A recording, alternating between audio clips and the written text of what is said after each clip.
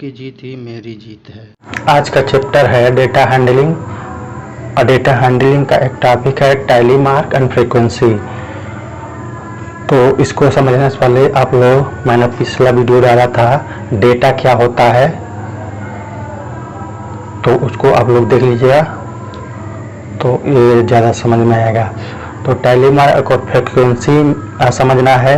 तो जैसे मान लीजिए एक एग्ज़ाम हुआ, एक क्लास में 20 बच्चे हैं, उनका एग्ज़ाम हुआ और उसमें लड़कों को जो नंबर मिला 50 में से इतना मिला है।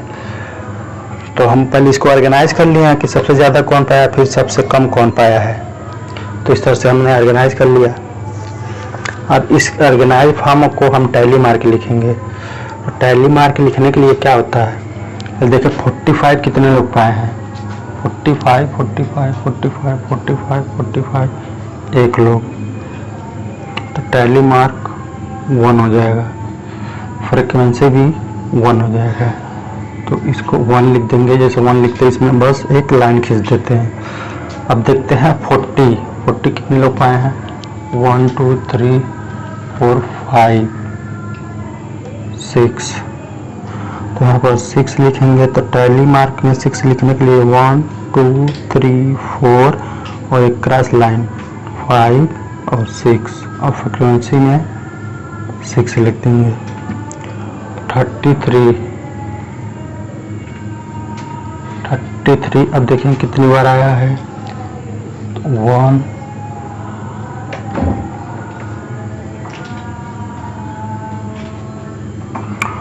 बार आया है। तो टैली मार्क 1 लिख देंगे। यहाँ पर देखिए अगर पांचवी लाइन जब खींचेंगे तो इसको क्रॉस कर देंगे, तो ये 5 का 5 टैली मार्क हो गया इसको, और एक ये 6 हो गया।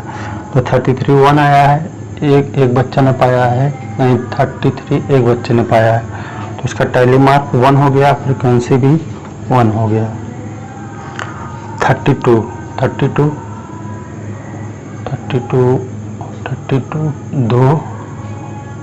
2 2 2 2 2 2 2 2 2 2 लोगों ने पाया है। तो इसका टैली मार्क 2 हो गया, फ्रीक्वेंसी 2 हो गया।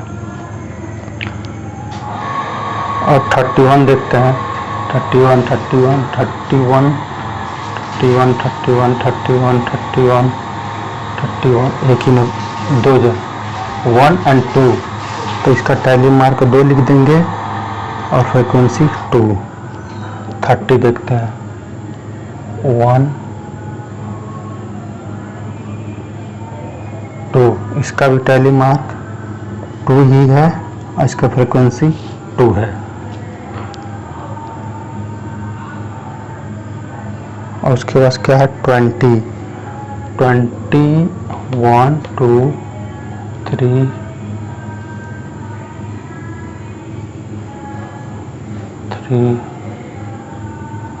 3। तो इसका टैली मार्क 3 लिख देंगे और फ्रीक्वेंसी 3। 18 अब 18 कितने लोगों ने पाया है, 1 2 2 लोगों ने पाया है। तो इसका टैली मार्क 2 ऐसे लिख देंगे और 2। और 17 कितने लोगों ने पाया है, 17 1 17 17 17 3 लोगों ने पाया है। यहाँ पर टैली मार्क 3 और फ्रीक्वेंसी 3। तो ये होता है टैली मार्क और ये होता है फ्रीक्वेंसी। तो ये देखते हैं चैप्टर डेटा हैंडलिंग में समझेंगे टैली मार्क और फ्रीक्वेंसी क्या होता है। इसके पहले हमने डेटा हैंडलिंग का वीडियो डाला हुआ है, उसमें बताया हुआ डेटा क्या होता है और कितना इम्पोर्टेंट है डेटा हैंडलिंग को पढ़ना। तो वहाँ पर जाके देख लीजिएगा आप लोग डेटा होता क्या है। तो यहाँ पर एक डेटा दिया हुआ है एग्ज़ाम का, किसी क्लास में 20 बच्चे हैं और उनका टेस्ट हुआ, तो 20 बच्चों का नंबर लिखा गया है यहाँ पर 50 में से आउट ऑफ 50। तो इसको हमने पहले ऑर्गेनाइज कर लेते हैं। तो ऑर्गेनाइज करेंगे कि देखेंगे सबसे ज़्यादा नंबर कितना है। मतलब हाईएस्ट नंबर कितना गया है, 45 गया है। तो इसको हमने ऑर्गेनाइज कर लिया। सबसे ज़्यादा 45 किसी ने पाया है और सबसे कम किसी ने 17 पाया। तो इसको लिख लिया हम टैली मार्क। तो कितने लोगों ने 45 पाया? एक ही बच्चा 45 पाया। टैली मार्क में एक लाइन खींच देते हैं और फ्रिक्वेंसी में 1 2 वाला नंबर लिख देते हैं। उसी से 46 लोगों ने 40 नंबर 6 बच्चे पाए हैं। तो टैली मार्क में 1 2 3 4 एक क्रॉस लाइन 5 और 6 और फ्रिक्वेंसी 6 है। 33 एक लोगों ने पाया है तो 1 लाइन खींच दिए और 1 फ्रिक्वेंसी लिए। 32 दो लोगों ने पाया है तो टैली मार्क 2 हो गया और 2 फ्रिक्वेंसी। 31 भी 2 लोगों ने पाया है, 2 फ्रिक्वेंसी होगा। 30 2 लोगों ने पाया है तो 2 इसका फ्रिक्वेंसी होगा। 23 टैली मार्क 3 लोगों ने पाया है। 18 2 और 2 फ्रिक्वेंसी। 17 3 लोगों ने पाया है तो 3 लाइन खींचे और फ्रिक्वेंसी 3 हो गया। तो इस तरह से क्या पता चलता है? टैली मार्क क्या होता है? टैली मार्क होता है एक सिंबल है जिसको हम जिससे पता चलता है कि कोई विशेष स्पेसिफिक डेटा कितनी बार, जो डेटा को कलेक्ट किया उसमें कितनी बार आया। वही फ्रीक्वेंसी में इस तरह से भी कर सकते हैं। पहले इस तरह से किया जाता, अब इस तरह से किया जाता है। तो फ्रीक्वेंसी टैली मार्क सेम ही है, बस इसका सिंबॉलिक लिखने सिंबल अलग अलग होता है। टैली मार्क में लाइन से बताते हैं।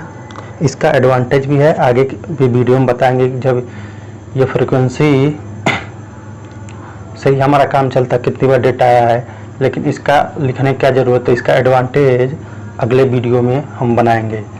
तो आप लोग ये देख लीजिए, टैली मार्क और फ्रीक्वेंसी यही होता है। ठीक है, थैंक यू।